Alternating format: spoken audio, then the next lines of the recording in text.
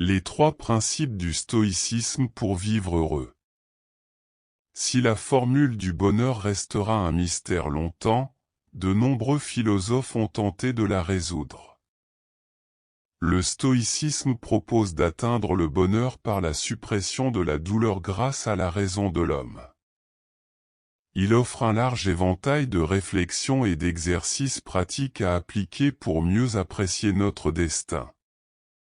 Quelle est l'origine de la souffrance? La souffrance trouve son origine dans le désir. Nous ressentons un désir ardent envers quelque chose, que ce soit une personne, un statut ou un objet, et ce désir engendre en nous de la souffrance. Pour atteindre le bonheur, nous nous efforçons de satisfaire ce besoin à tout prix. Cependant, la satisfaction de ce besoin n'est pas en soi une solution.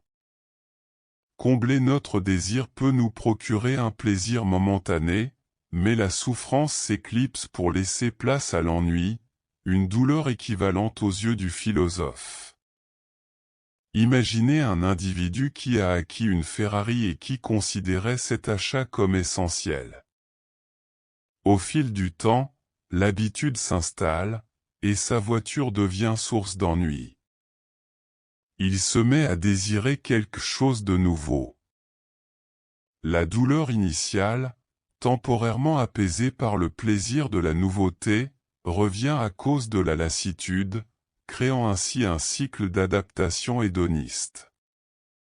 Notre relation à nos propres désirs serait donc responsable de la douleur. Voyons à présent à quelles pratiques les sages stoïciens se sont adonnés pour être heureux.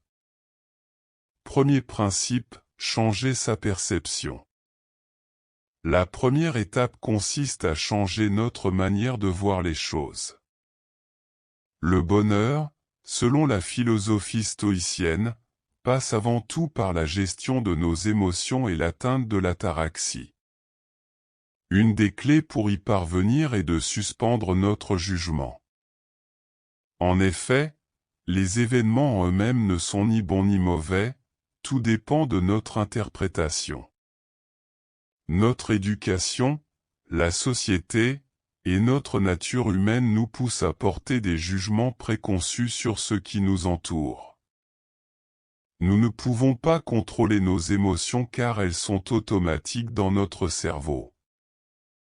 Cependant, nous pouvons les observer, prendre du recul et éviter de porter un jugement immédiat. En méditant sur les aléas de la vie, nous pouvons adopter une perspective d'observateur. En déconstruisant nos désirs ou les événements négatifs qui se produisent, nous pouvons les voir objectivement. À l'instar de Marc Aurèle, qui décrivait un bon vin comme un simple amas de raisins fermentés, nous pouvons décomposer nos désirs en éléments simples. Lorsque nous n'atteignons pas un objectif ou qu'un événement inattendu nous porte préjudice, nous pouvons nous rappeler que ce n'est pas un revers, mais une opportunité de faire preuve de noblesse en l'acceptant dignement. Le stoïcisme nous encourage à voir les obstacles d'un autre œil. Cette philosophie nous invite à voir la réalité telle qu'elle est, sans jugement émotionnel. Notre objectif est d'accepter notre destin, sans excès de joie ni de dégoût. Les stoïciens ne nous laissent pas sans armes. La visualisation négative et plus particulièrement le memento mori facilite le changement de votre perception.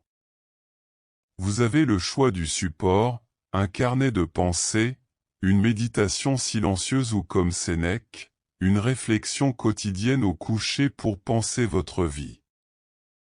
La visualisation négative est un exercice au cours duquel vous imaginez les pires choses qui puissent survenir.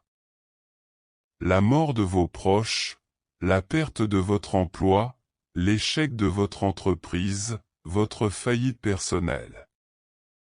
S'exercer quotidiennement à la visualisation négative vous permet d'éviter l'adaptation hédoniste. Vous vous rappelez sans cesse que toutes les choses qui vous entourent sont éphémères.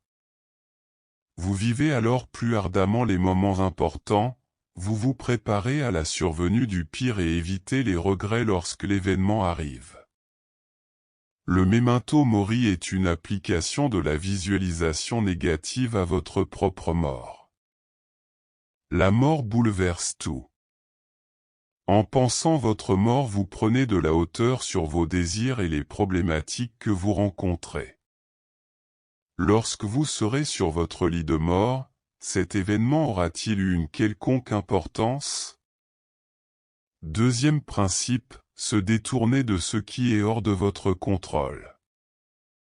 De nombreux aspects de la vie échappent à notre influence. Cependant, la manière dont nous réagissons à ces événements reste sous notre contrôle.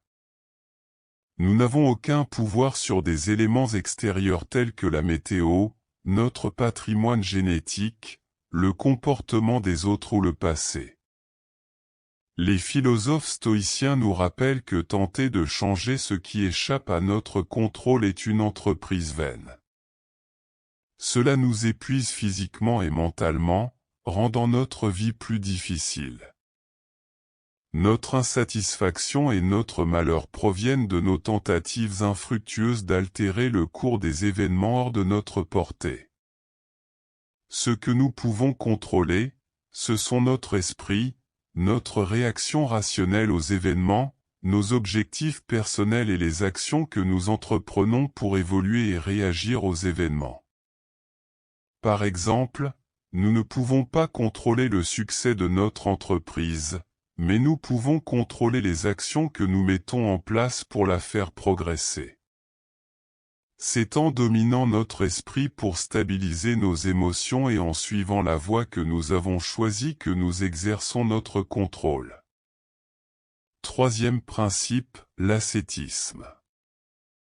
Enfin, le stoïcisme prône une vie d'ascétisme, mais il ne s'agit pas de vivre comme un ermite loin de la société.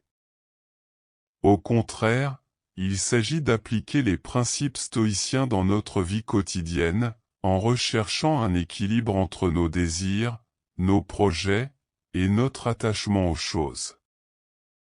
Les stoïciens nous encouragent à poursuivre des plaisirs, des projets et à profiter de nos relations, mais avec une certaine distance émotionnelle. En résumé, le stoïcisme nous enseigne à changer notre perception, à distinguer ce qui est sous notre contrôle de ce qui ne l'est pas, et à vivre de manière équilibrée, en cultivant un détachement émotionnel pour atteindre le bonheur.